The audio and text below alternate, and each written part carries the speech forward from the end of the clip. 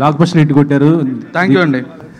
మేము మొన్న కూడా చెప్పాము, సినిమా రిలీజ్ అయ్యాక వెంటనే కిరణ్ గారికి ఫోన్ చేసి కూడా చెప్పాను నేను మొన్ననే, సినిమా మంచి హిట్, మంచి బ్లాక్ బస్టర్ కొట్టారనేసి. కానీ కొద్ది లాస్ట్లో ఎమోషనల్ అయ్యారు. అవునండి, ఎమోషనల్ అవడానికి రీజన్ ఉంది. అదే ఇప్పటికీ ఏదో ఫేక్ వాళ్ళని పెట్టారు, అది చేస్తున్నారు, ఇది చేస్తున్నారు, ఆర్టికల్స్ వేస్తున్నారు. అట్లా నన్ను బతకనివరా?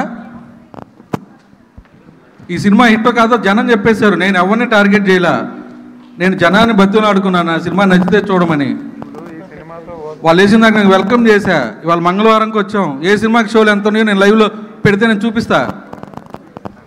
దానికి ఫేక్ కలెక్షన్లు వేస్తుంది వాళ్ళు, నేను కాదు. అంటే ఎవరు టార్గెట్ చేశారు సార్ మిమ్మల్ని? ఎవరు టార్గెట్ చేశారో వాళ్ళకి తెలుస్తుందండి, అందుకనే మాట్లాడాను. నేనేమి మొహం మీద ముసుకేసుకుని కూర్చోలా, మగోళ్ళలాగా మొహం ఓపెన్ చేసి కూర్చున్న ప్రొడ్యూసర్ని.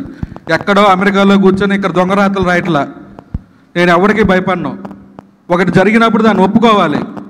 వాడు ఫెయిల్ అయ్యాడని చెప్పి నా సినిమాని నొక్కాలని చూస్తాడు వాడు. ఎవరు సార్? ఓపెన్గా చెప్పొచ్చండి సార్. ఏమండి, ఎవరు అతను ఏంటి అని కొద్దిగా చెప్పొచ్చు. అది ఎవరో నాకు తెలీదు. నేను అన్నోడికి తెలుస్తుంది, రాసినోడికి తెలుస్తుంది. అది sir Kiran garu. Sir hi sir.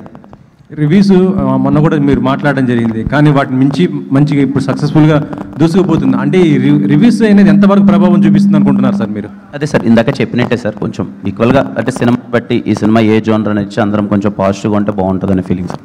But very happy sir, ఆడియన్స్కి వెళ్ళిన తర్వాత ఇంత మంచి రెస్పాన్స్ ఇచ్చారు, ఇంత పెద్ద హిట్ అని. Thank you sir. Kiran garu. Sir hi sir. Hi sir. Sir యాక్చువల్గా మీ మూవీ కంగ్రాట్స్. ముందుగా